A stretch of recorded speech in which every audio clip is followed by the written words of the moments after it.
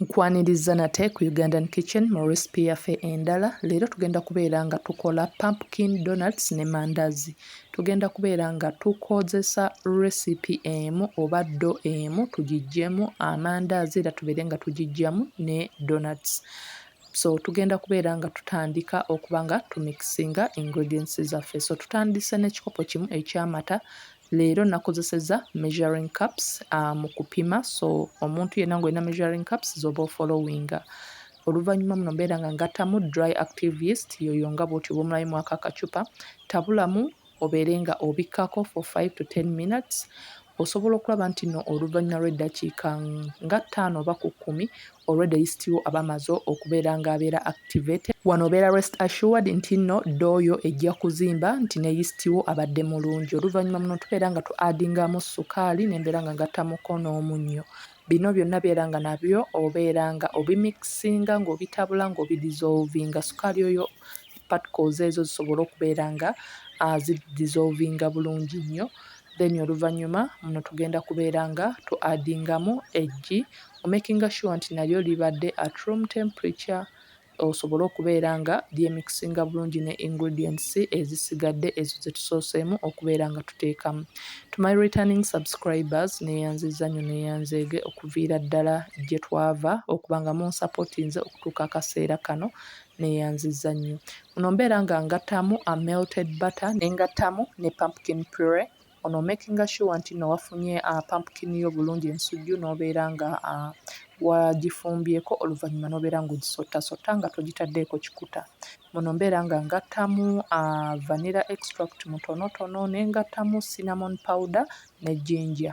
Kusaba obeere ng'onnyambako okubeera nga channel yange ekula yeyaawo Ugandan Kitchen bw'otyo nga bw'ogiraba.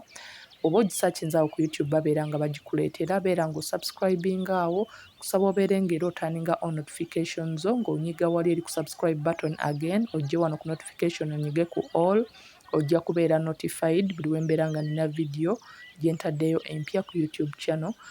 YouTube ojja kubeera ng'ekuwa notification ku ssimu yo, ebeere nga ekutegeeza nti waliyo video gye uploadinze ku YouTube. Nkusaba buli wobeera nga oyina video gy'olabye ku YouTube channel yange, beera nga you put a thumbs up, beera nga olikinga. Kinyambako okuba nga channel yange ekula, kinyambako okubeera nga other people they come and I appreciate the work as well.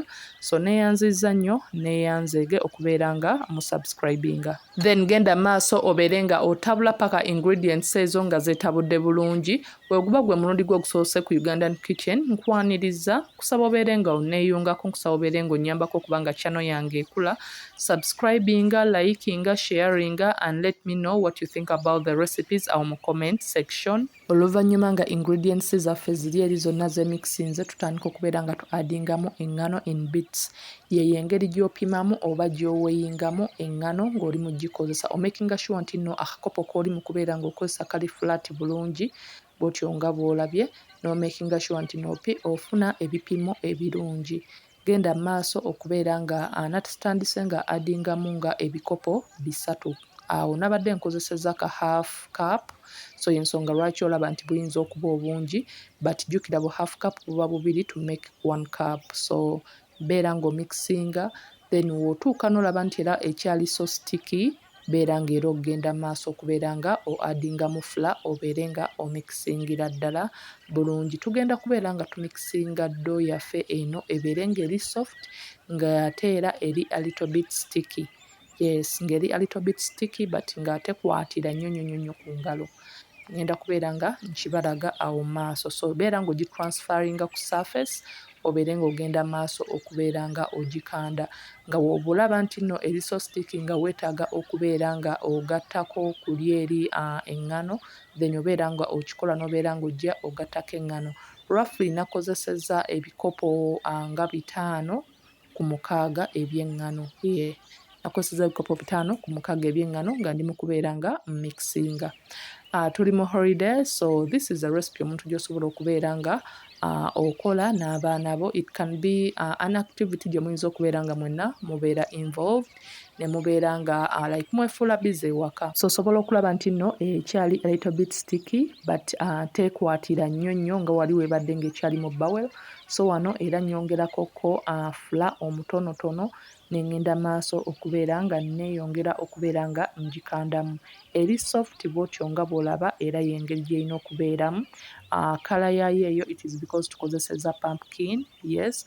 Era osobola okubeera ng'ogattamuko ka turmeric ekinzaali ekyo ekinnansi, n'obeera nga nayo era yo kala ogyongera okubeera nga yo enhance it oba okubeera nga ebeera nkwafumuko, but saamukozesezza. So wano oluvannyuma nga ddo yaffe nti eri soft but eri sticky naye olaba nti tekwatira ku ngalo zange. So beera kati ofuna bowel obeere nga you grease it with a little bit of oil melted butter, oba osobola okubeera ng'ofuna butto. Kino kikuyamba okubeera nti ddo yo ereme kubeera ng'ekwatira mu bawero ng'emaze okuba ng'ezimba, otuuke okubeera ng'ogiggyamu ng'evaamu bulungi. So wano mbeera nga making sure nti no ngirollinze mu bowl ne mbeera nga ngizzaamu ne ngibikkako for 1 to 1.5 hours. Bw'otyo nga bw'olaba after oluvannyuma lw'akaseera ako already kati ebeera eri ready. Already nti ezimbye, osobola okulaba nti tekwatira muli eri mu bowel. So kati obeera ng'ogiggyamu n'oba nga addamu okugikandamu, ogiroolinge bulungi nnyo, ogifoominge into a ball. Era kino osobola okubeera nga ogenda mu maaso okukikola nti singa weesanga nga eri sticky era okozesa ku ngano ntonotono n'obeera nga you dust floor yo such that nti woba ogiroolinga ereme kubeera nga bw'otuuka okuba nga oggyako donuts zo wansi tezikwatidde wansi kuli eri w'oba oli mukandira oba w'oba oli mu kubeera ng'oroolingira. Bw'otyo nga bw'olaba nti n'ekirala kikuyamba okubeera nga osobola ogirifutinga bulungi n'ogikyusa ku sayidi ne sayidi. Bw'otyo nga bw'olaba buli weebeera nga eriko eŋŋano eyo. So beera nga oroolinga bulungi nnyo but tomakinga budonati butono unless nga bw'obadde oyagala busayizi obwo obutono. So turoolinga but nomakinga sure nti no oleka kulikoko like ennyama, osobole okubeera ng'ofuna donut nga nnenemuko, nga nnene bulungi nnyo mu size. So nfuna donut cutter ne mbeera nga ngidipingakoko mu ngano. Kino kisobozese okubeera nti ddo eyo teyeekwata kuli eri ku donut cutter. Donuts zino zisobola okubeera nga sigadde ziri wansi bulungi at the surface. Era osobola okulaba nti nongezaako okubeera nga nteekako amaanyi mangi nga ndi mu kubeera nga nsala donuts zino zisobole okubeera nga zonna zivaayo bulungi nnyo eri wansi, because bw'oba tokikoze ekyo ojja kakkana nga donut olaba nti ogisaze naye nga bw'otuuka ogiggyako eno eŋŋano mu sides ekyakwatiddemu, bw'otyo nga bw'olaba. So makinga sure nti no donut cutter yo oginywereza ddala wansi. Kino kikuyambe nti bw'otuuka okubeera ng'oggyamu eno eŋŋano eri in between, donut ziri eri zibeera nga ziri bulungi. So wano beera ng'ozilininga ku tray obeere ng'ozibikkako, obeere nga ozireka zirestinge for 10 to 15 minutes. Then eno ddo endala tugenda kubeera nga kati tugikolamu amandaazi. Ng'era bulijjo bwe tukola amandaazi nti obeera ng'ofoominga bowls ez'enjawulo, zisobola okubeera bowls nga 2 ku 3, then oluvannyuma okusinziira ku ddo oyo weeba yenkana, then n'ogenda mu maaso n'obeera nga oziroolinga bulungi nnyo, then n'obeera nga osalamu amandaazi nga bwe nzize mbalaga mu recipe zange ez'enjawulo.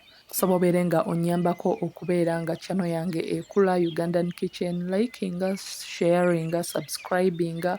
Woba olina video gye wandiyagadde okubeera ng'olaba ku channel yange, nkusaba obeere nga ontegeezako mu comment section videos ezimu abantu ze bampandikira ze baagala okulaba, like nzinoonya sikyaziraba mu comments. So videos like simanyi wa we bazikomentinga, so nja kusaba woba olina video gy'otannaba kubeera ng'olaba ku channel yange, beera ng'ompandikirako mu comment section onzijukizeekoko nsobole okubeera nga nginootinga. Then wano beera ng'oteekako buto paka ng'akyamuse bulungi nnyo. Osobola okubeera ng'oteekamu akalawo kasita olaba nga bubbles zifoominga ku ako akalawo, manya nti butowo ali ready. Beera nga kati otandika okuba ng'oteekamu donuts zo. Osobola okulaba nti already kati ziba zeeyongeddekoko mu size. So siika paka nga buli side yonna eri golden, obeere ng'era okyusa to the other side. Osiike paka nga donuts ziri ready nga bwe tuzisiika era oba nga bwe zirina okubeera nga zibeera.